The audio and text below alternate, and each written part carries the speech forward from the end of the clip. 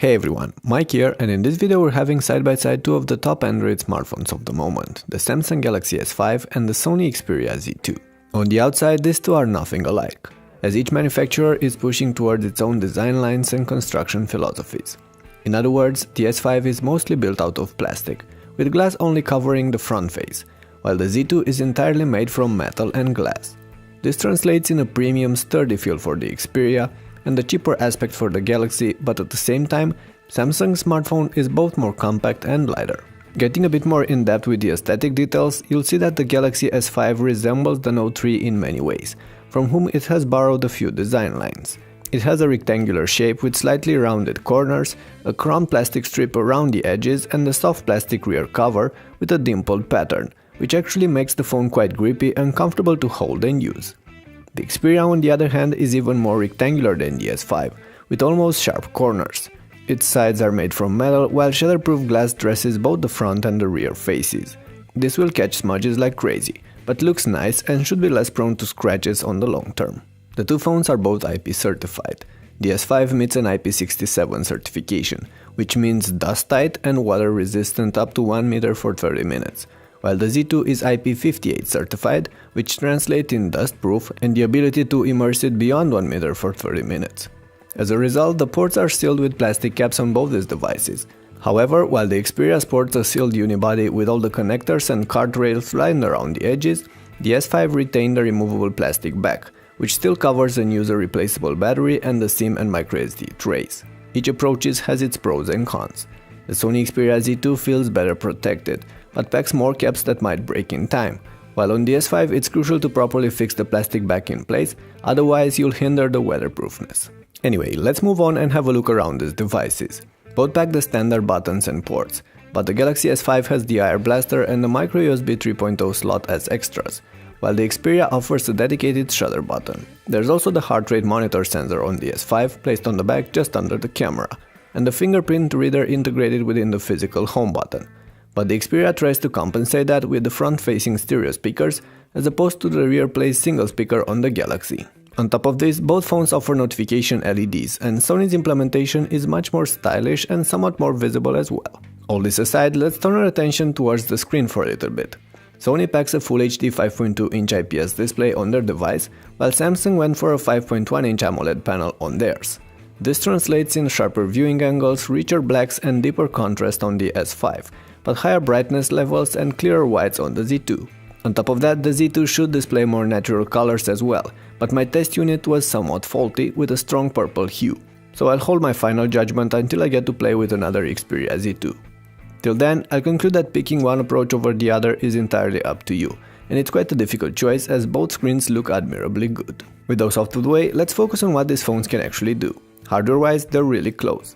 The Galaxy S5 is motorized by a higher clocked version of the Snapdragon 801 chip, but only packs 2GB of RAM, while the Z2 has received 3GB. Software-wise, the two phones run Android 4.4.2 Kitkat, and each manufacturer adds its own touch to the mix. However, while Sony's interference is rather light, as they settled on customizing a few design interfaces and adding a few of their own proprietary apps and features like Walkman, Play Store or their content stores, Samsung's intrusion into the OS is much deeper.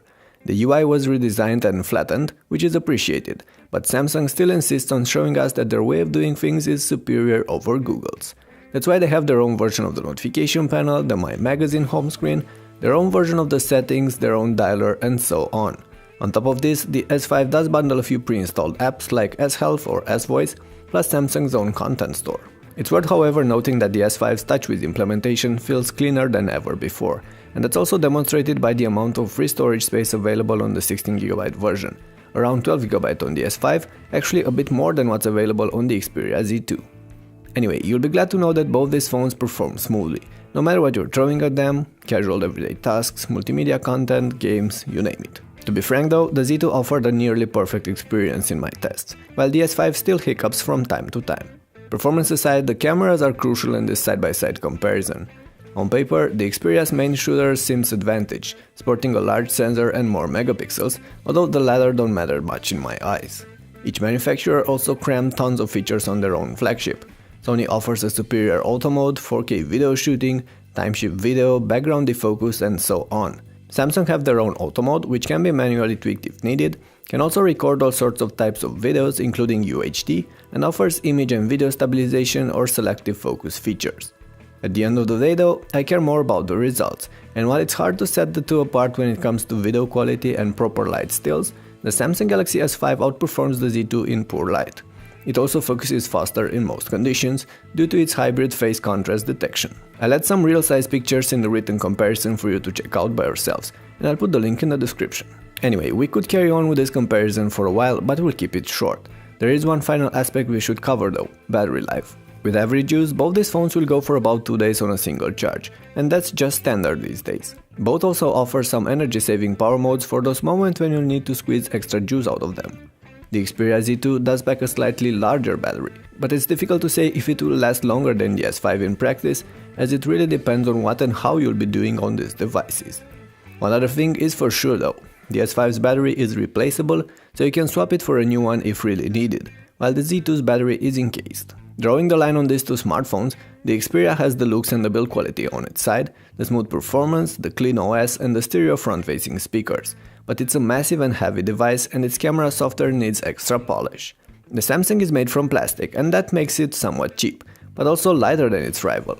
It packs up-to-date hardware and software, a fast and reliable camera, a replaceable battery and a handful of other features and tweaks, but its design is somewhat boring and old, and TouchWiz is still there, skewing the Android stock experience. So there you have it. Both the Samsung Galaxy S5 and the Sony Xperia Z2 are truly amazing phones, but different enough to steer you towards one side or the other. So what will it be for you? Which of these phones would you pick and why?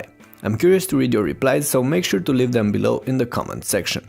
With that in mind, it's time to wrap this up for now. Thanks for watching, make sure to subscribe if you enjoyed this clip, and don't forget to hit that thumbs up button on your way out. It will greatly help us and our work. Catch you later.